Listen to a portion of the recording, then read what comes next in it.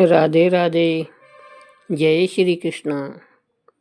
दोस्तों, आप सभी श्रोताओं को देवउठनी एकादशी की हार्दिक शुभकामनाएं। आप सभी का दिन शुभ और मंगलमय हो। आज कार्तिक मास के शुक्ल पक्ष की एकादशी तिथि है, जिसे देवउठनी एकादशी के नाम से जाना जाता है। इस एकादशी को प्रमोदनी एकादशी भी कहते हैं। इस एक व्रत के करने से व्रती को सहस्त्रों अश्वमेघ और सैकड़ों राजसूय यज्ञों का फल प्राप्त होता है। इस व्रत के प्रभाव से उसे चीर पराक्रमी और यशस्वी पुत्र की प्राप्ति होती है। यह व्रत पापनाशक, पुण्यवर्धक तथा ज्ञानियों के लिए भी मुक्तिदायक सिद्ध होता है।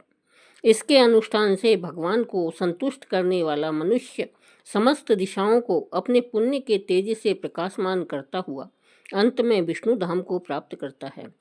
यह भी कहा जाता है कि व्रती के घर में समस्त तीर्थ आकर निवास करते हैं।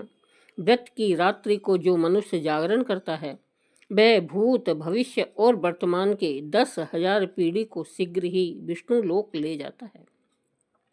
जिस फल को ब्राह्मण अश्वमेघ आदि यज्ञों से भी प्राप्त नहीं कर पाते, वह इस एकादशी के रात्रि जागरण मात्र से सुखपूर्वक पा लेते हैं।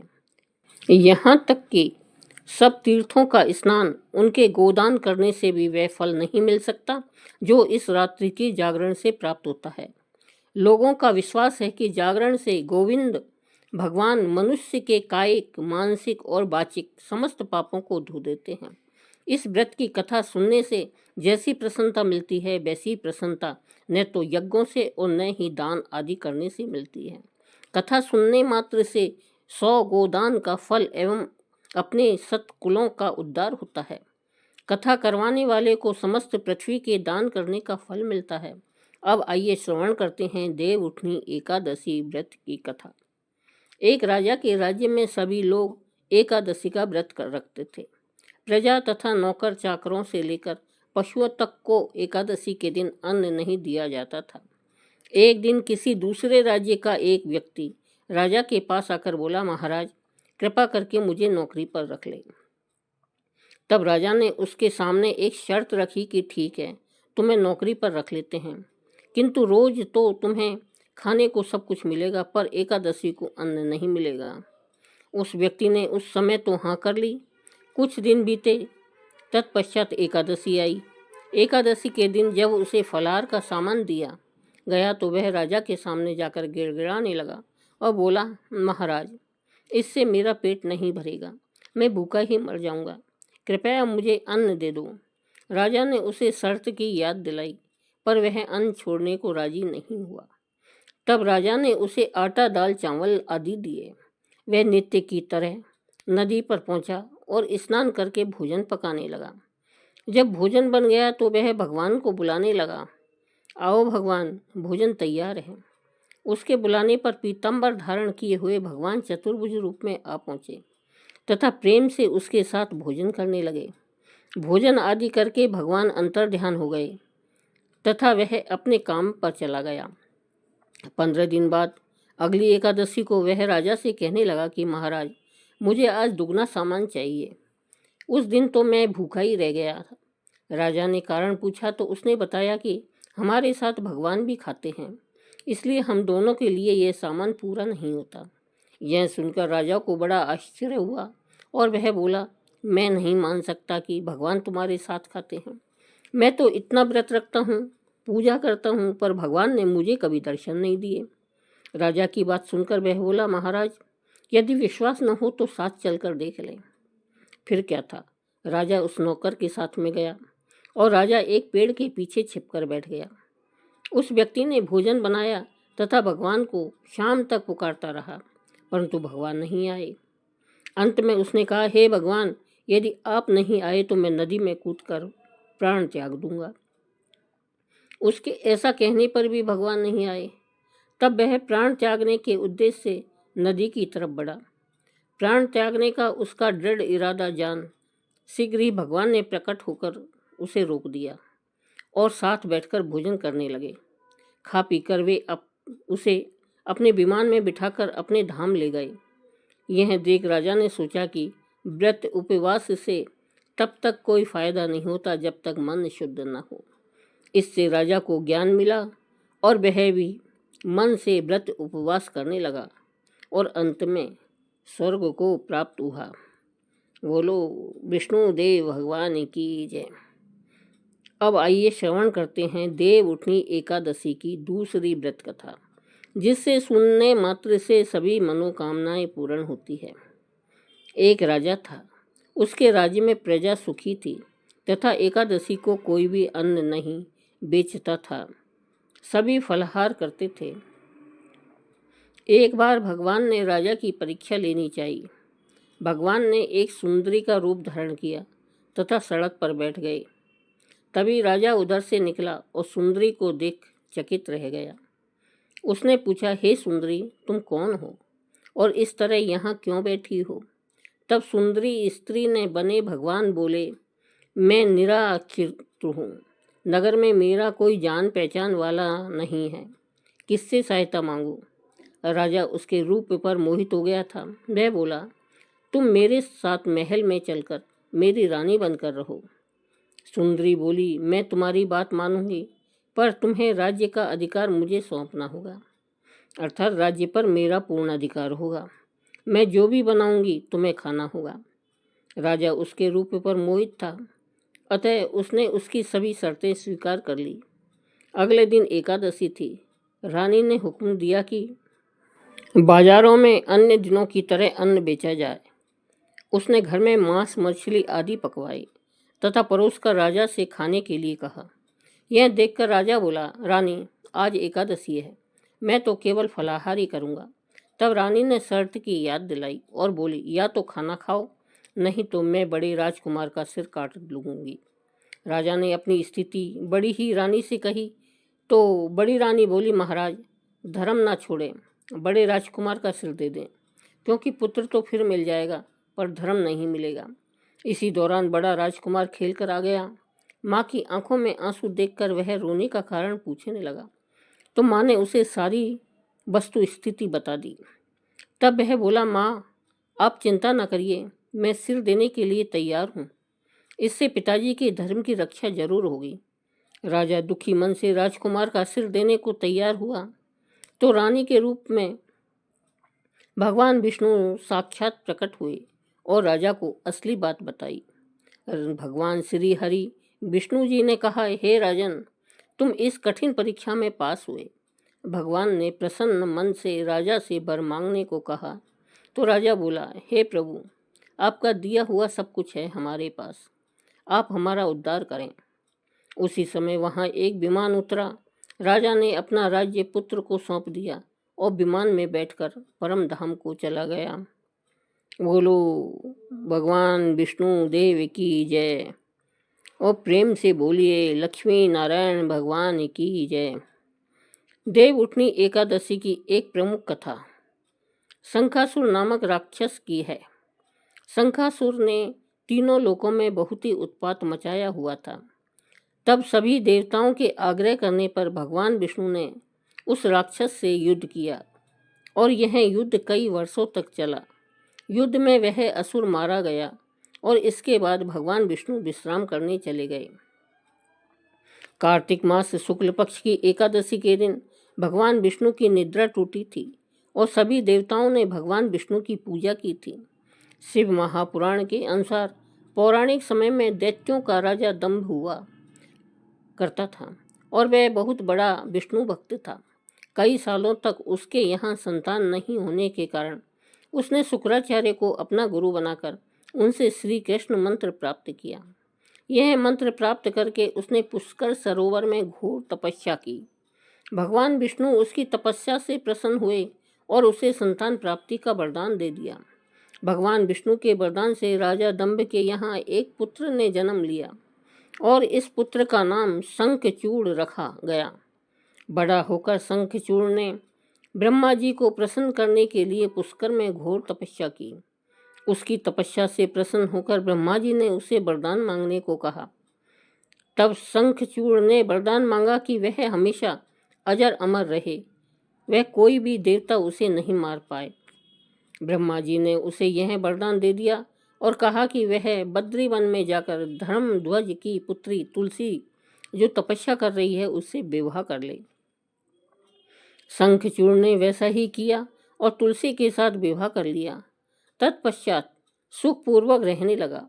उसने अपने बल से देवताओं, असुरों, दानवों, राक्षसों, गंधर्वों, नागों, कन्या, किन्नरों, मनुष्यों तथा त्रिलोकी के सभी प्राणियों पर विजय प्राप्त कर ली। वह भगवान श्री कृष्ण का परम भक्त था। शंखचूड़ के अत्याचारों से सभी देवता परेशान होकर ब्रह्मा जी के पास गए और ब्रह्मा जी उन्हें भगवान विष्णु के पास ले गए।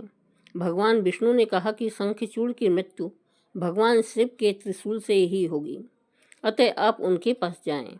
भगवान शिव ने चित्ररथ नामक गण को अपना दूत बनाकर शंखचूड़ के पास भेजा।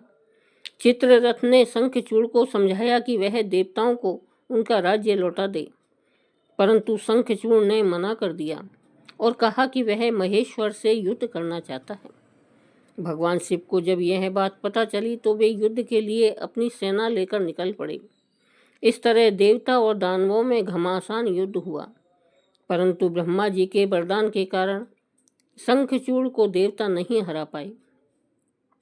भगवान शिव ने शंखचूड़ का वध करने के लिए जैसे ही अपना त्रिशूल उठाया, तभी आकाशवाणी हुई कि जब तक शंखचूड़ के हाथ में श्री हरि का कवच है और इसकी पत्नी का सतीत्व अखंडित है, तब तक इसका वध असंभव है। आकाशवाणी सुनकर भगवान विष्णु वृद्ध ब्राह्मण का रूप धारण कर शंखचूड़ के पास गए और उससे श्री हरि कवच दान में मांग लिया। शंखचूड़ ने वह कवच बिना किसी संकोच के दान कर दिया। इसके बाद भगवान विष्णु शंखचूड़ का रूप बनाकर तुलसी के पास गए। शंखचूड़ रूपी भगवान विष्णु ने तुलसी के महल के द्वार पर जाकर अपनी विजय होने की सूचना दी। यह सुनकर तुलसी बहुत प्रसन्न हुई और पति रूप में आए भगवान का पूजन किया, वे रमण किया। ऐसा करते ही तुलसी का सतीत्व खंडित हो गया और भगवान शिव ने युद्ध में अपने त्रिशूल से शंखचूड़ का वध कर दिया। तब तुलसी को पता चला कि वे उनके पति नहीं हैं, बल्कि वे तो भगवान विष्णु हैं। क्रोध में आकर तुलसी ने कहा कि आपने छल पूर्वक मेरा धर्म भ्रष्ट किया है और मेरे पति को मार डाला, अतः मैं आपको श्राप देती हूँ कि आप पाषाण होकर धरती पर रहें। तब भगवान विष्णु ने कहा, हे देवी, तुम मेरे लिए भारतवर्ष में रहकर बहुत दिनों तक तपस्या कर चुकी हो। तुम्हारा यह शरीर नदी रूप में बहकर गंडकी नामक नदी के रूप में प्रसिद्ध होगा। तुम पुष्पों में श्रेष्ठ तुलसी का वृक्ष बन जाओगी और सदा मेरे साथ रहोगी। तुम्हारे श्राप को सत्य करने के लिए मैं पाषाण अर्थात शालिग्राम बनकर रहूंगा और गंडकी नदी के तट पर मेरा वास होगा। अब आइए सुनते हैं देवउठनी एकादशी के दिन सुनी जाने वाली श्री शालिग्राम जी की पुण्य फल प्रदान करने वाली कथा। एक कसाई था सदना। वह बहुत ही ईमानदार था। वो भगवान के नाम और कीर्तन में मस्त रहता था। यहाँ तक कि मांस काटते बेचते हुए भी वह भगवान का नाम गुनगुनाता रहता था। एक दिन वह अपनी ही धुन में कहीं जा रहा था कि उसके पैर से कोई पत्थर टकराया। वह रुक गया और उसने देखा एक काले रंग के गोल पत्थर से उसका पैर टकरा गया है। उसने वह पत्थर उठा लिया और अपनी जेब में रख लिया, यह सब सोचकर कि यह मांस तोलने के काम आएगा। वापिस आकर उसने वह पत्थर मांस के वजन को तोलने में काम लगाया। कुछ ही दिनों में उसने समझ लिया कि यह पत्थर कोई साधारण नहीं है, क्योंकि जितना वजन उसको तोलना होता है पत्थर उतने ही वजन का हो जाता है। धीरे धीरे यह बात फैलने लगी कि सदना कसाई के पास वजन करने वाला जो पत्थर है वह जितना चाहता है पत्थर उतना ही तोल देता है। किसी को 1 किलो मांस देना हो तो तराजू में उस पत्थर को एक तरफ डालने पर दूसरी ओर 1 किलो मांस ही तुलता है। अगर किसी को 2 किलो चाहिए होता है तो वह पत्थर 2 किलो के भार जितना भारी हो जाता है। इस चमत्कार के कारण उसके यहाँ लोगों की भीड़ जुटने लगी। भीड़ जुटने के साथ ही सदना की दुकान की बिक्री भी बढ़ती गई। यह बात एक ब्राह्मण तक पहुंची। हालांकि वह ऐसी अशुद्ध जगह पर नहीं जाना चाहते थे जहां मांस कटता हो, वह बिकता हो, किंतु चमत्कारिक पत्थर को देखने के लिए उत्सुकता उसे सदना की दुकान तक खींच लाई। दूर से खड़ा वह सदना कसाई को मांस तोलते देखने लगा। उसने देखा कि कैसे वह पत्थर हर प्रकार के वजन को बराबर तोल रहा था। ध्यान से देखने पर उसके शरीर के रोएं खड़े हो गए। भीड़ के छटने पर ब्राह्मण सदना कसाई के पास गया। ब्राह्मण को अपनी दुकान पर आया देखकर सदना कसाई प्रसन्न भी हुआ और आश्चर्यचकित भी। बड़ी नम्रता से सदना ने ब्राह्मण को बैठने के लिए स्थान दिया और पूछा कि हे ब्राह्मण देव, मैं आपकी क्या सेवा कर सकता हूँ। ब्राह्मण बोले, तुम्हारे इस चमत्कारिक पत्थर को देखने के लिए ही मैं तुम्हारी दुकान पर आया हूँ, या यूं कहूँ कि यह चमत्कारिक पत्थर ही मुझे खींचकर तुम्हारी दुकान पर ले आया है। बातों ही बातों में उन्होंने सदना कसाई को बताया कि जिसे पत्थर समझकर वो मांस तोल रहा है, वास्तव में वो शालिग्राम जी हैं, जो कि भगवान का स्वरूप होता है। शालिग्राम जी को इस तरह गले कटे मांस के बीच में रखना, व उनसे मांस तोलना बहुत बड़ा पाप है। सदना बड़ी ही सरल प्रवृत्ति का भक्त था। ब्राह्मण की बात सुनकर उसे लगा कि अनजाने में मैं तो बहुत बड़ा पाप कर रहा हूँ। अनुनय विनय करके सदना ने वह शालिग्राम उन ब्राह्मण को दे दिया और कहा कि आप तो ब्राह्मण हैं, अतः आप ही इनकी सेवा परिचर्या करके इन्हें प्रसन्न करें। मेरे योग्य कुछ सेवा हो तो मुझे अवश्य बताएं। ब्राह्मण शालिग्राम जी की शिला को बहुत सम्मान से घर ले आए। घर आकर उन्होंने श्री शालिग्राम जी को स्नान करवाया, पंचामृत से अभिषेक किया, व पूजा अर्चना आरंभ कर दी। कुछ ही दिन बीते थे कि उन ब्राह्मण के स्वप्न में श्री शालिग्राम जी आए और कहा, हे ब्राह्मण, मैं तुम्हारी सेवाओं से प्रसन्न हूँ, किंतु तुम मुझे उसी कसाई के पास छोड़ आओ। स्वप्न में ही ब्राह्मण ने शालिग्राम भगवान से कारण पूछा तो उत्तर मिला कि तुम मेरी अर्चना पूजा करते हो, मुझे अच्छा लगता है, परंतु जो भक्त मेरे नाम का गुणगान कीर्तन करते रहते हैं, उनको मैं अपने आप को भी बेच देता हूँ। सदना कसाई की तरह मेरी सेवा नहीं करता है, परंतु वह हर समय मेरा नाम गुनगुनाता रहता है, जो कि मुझे बहुत अच्छा लगता है, इसलिए तो मैं उसके पास गया था। ब्राह्मण अगले ही दिन सदना कसाई के पास गया और उनको प्रणाम करके सारी बात बताई। तत्पश्चात श्री शालिग्राम जी को उन्हें सौंप दिया। ब्राह्मण की बात सुनकर सदना कसाई की आंखों में आंसू आ गए। मन ही मन उन्होंने मांस बेचने खरीदने के कार्य को तिलांजलि देने की सोची और निश्चय किया कि यदि मेरे ठाकुर जी को कीर्तन पसंद है तो मैं अधिक से अधिक समय नाम कीर्तन ही करूँगा। देव प्रबोधिनी एकादशी के दिन भगवान शालिग्राम में तुलसी का विवाह संपन्न कर मांगलिक कार्यों का आरंभ किया जाता है। हिंदू धर्म मान्यता के अनुसार इस दिन तुलसी शालिग्राम का विवाह करने से अपार पुण्य की प्राप्ति होती है।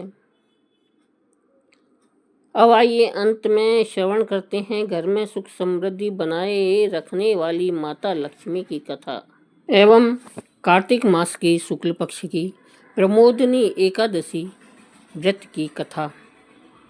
युधिष्ठिर ने पूछा, श्री कृष्ण, मैंने आपके मुख से रमा का यथार्थ महात्म्य सुना। मानद, अब कार्तिक शुक्ल पक्ष में जो एकादशी होती है उसकी महिमा बताइए। भगवान श्री कृष्ण बोले, राजन, कार्तिक के शुक्ल पक्ष में जो एकादशी होती है उसका जैसा वर्णन लोक इष्टा ब्रह्मा जी ने नारद जी से किया था, वही मैं तुम्हें बतलाता हूँ। नारद जी ने कहा, पिताजी, जिसमें धर्म कर्म में प्रवृत्ति कराने वाले भगवान गोविंद जागते हैं, उस प्रमोदनी एकादशी का महात्म्य बतलाइए।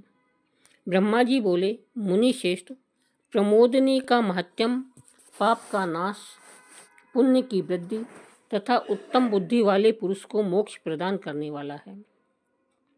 समुद्र से लेकर सरोवर तक जितने भी तीर्थ हैं, वे सभी अपने महात्म्य की अभी तक गर्जना करते हैं।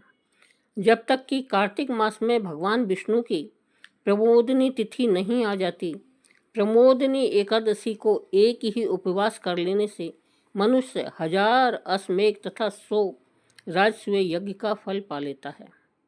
बेटा, जो दुर्लभ है, जिसकी प्राप्ति असंभव है तथा जिसे त्रिलोकी में किसी ने भी नहीं देखा है, ऐसी वस्तु के लिए भी याचना करने पर प्रमोदिनी एकादशी उसे दे देती है।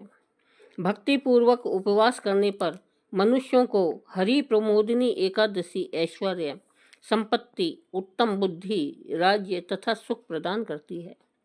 मेरु पर्वत के समान जो बड़े बड़े पाप हैं, उन सबको यह पाप नाशनी प्रमोदिनी एकादशी एक ही उपवास से भस्म कर देती है।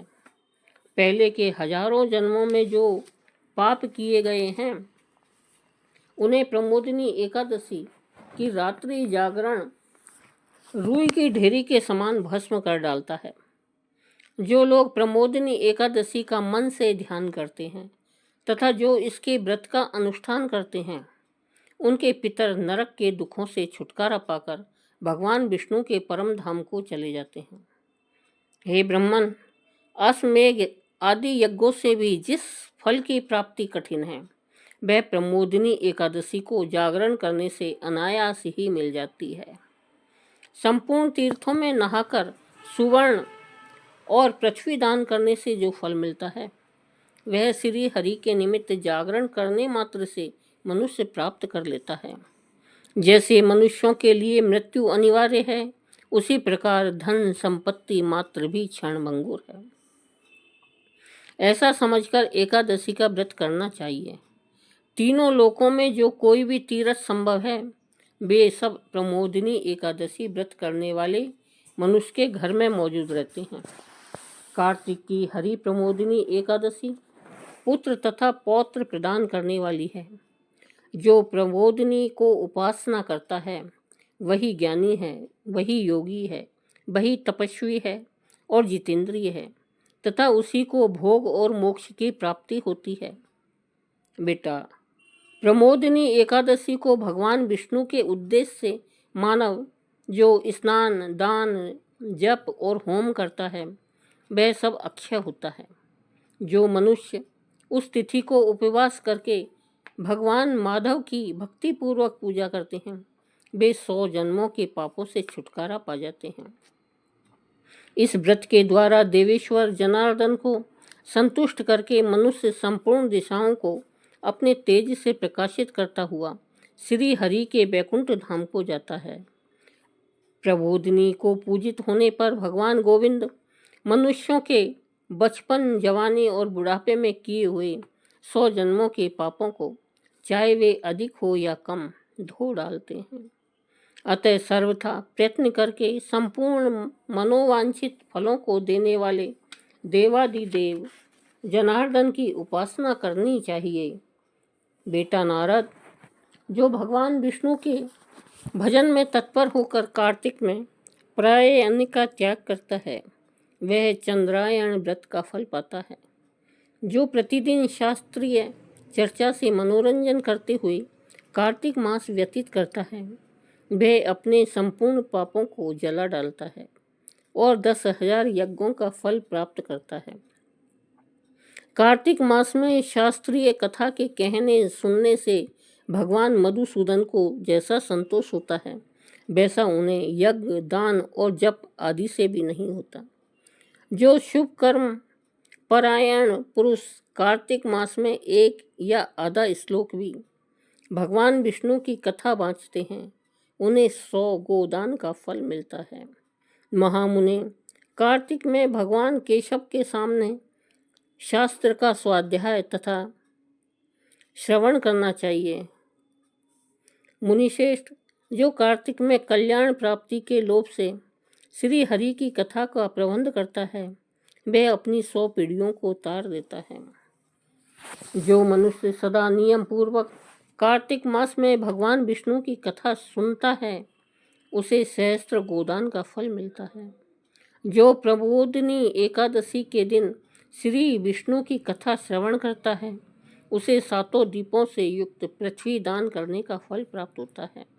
मुनि श्रेष्ठ, जो भगवान विष्णु की कथा सुनकर अपनी शक्ति के अनुसार कथावाचक की पूजा करते हैं, उन्हें अक्षय लोक की प्राप्ति होती है। नारद, जो मनुष्य कार्तिक मास में भगवत संबंधी गीत और शास्त्र विनोद के द्वारा समय बिताता है, उसकी पुनरावृत्ति मैंने नहीं देखी है। हे मुने, जो पुण्यात्मा पुरुष भगवान के समक्ष गान, नृत्य, वाद्य और श्री विष्णु की कथा करता है, वह तीनों लोकों के ऊपर विराजमान होता है। हे मुनि श्रेष्ठ, कार्तिक की प्रमोदिनी एकादशी के दिन बहुत से फल, फूल, कपूर, अर्गजा और कुमकुम के द्वारा श्री हरि की पूजा करनी चाहिए। एकादशी आने पर धन की कंजूसी नहीं करनी चाहिए, क्योंकि उस दिन दान आदि करने से असंख्य पुण्य की प्राप्ति होती है। प्रबोधिनी को जागरण के समय शंख में जल लेकर फल तथा नाना प्रकार के द्रव्यों के साथ श्री जनार्दन को अर्घ्य देना चाहिए। संपूर्ण तीर्थों में स्नान करने और सब प्रकार के दान देने से जो फल मिलता है, वही प्रबोधिनी एकादशी को अर्घ्य देने से करोड़ों गुना होकर प्राप्त होता है। ये देवर्षे, अर्घ्य के पश्चात भोजन, आच्छादन और दक्षिणा आदि के द्वारा भगवान विष्णु की प्रसन्नता के लिए गुरु की पूजा करनी चाहिए। जो मनुष्य उस दिन श्रीमद् भागवत की कथा सुनता अथवा पुराण का पाठ करता है, उसे एक एक अक्षर पर कपिला दान का फल मिलता है। मुनिश्रेष्ठ, कार्तिक में जो मनुष्य अपनी शक्ति के अनुसार शास्त्रोक्त रीति से वैष्णव व्रत यानी एकादशी का पालन करता है, उसकी मुक्ति अविचल है। केतकी के एक पत्ते से पूजित होने पर भगवान गरुड़ ध्वज 1000 वर्ष तक अत्यंत तृप्त रहते हैं। देवऋषि, जो अगस्त के फूल से भगवान जनार्दन की पूजा करता है, उसके दर्शन मात्र से नरक की आग बुझ जाती है। हे वत्स, जो कार्तिक में भगवान जनार्दन को तुलसी के पत्र और पुष्प अर्पण करते हैं, उनका जन्म भर का किया हुआ सारा पाप भस्म हो जाता है।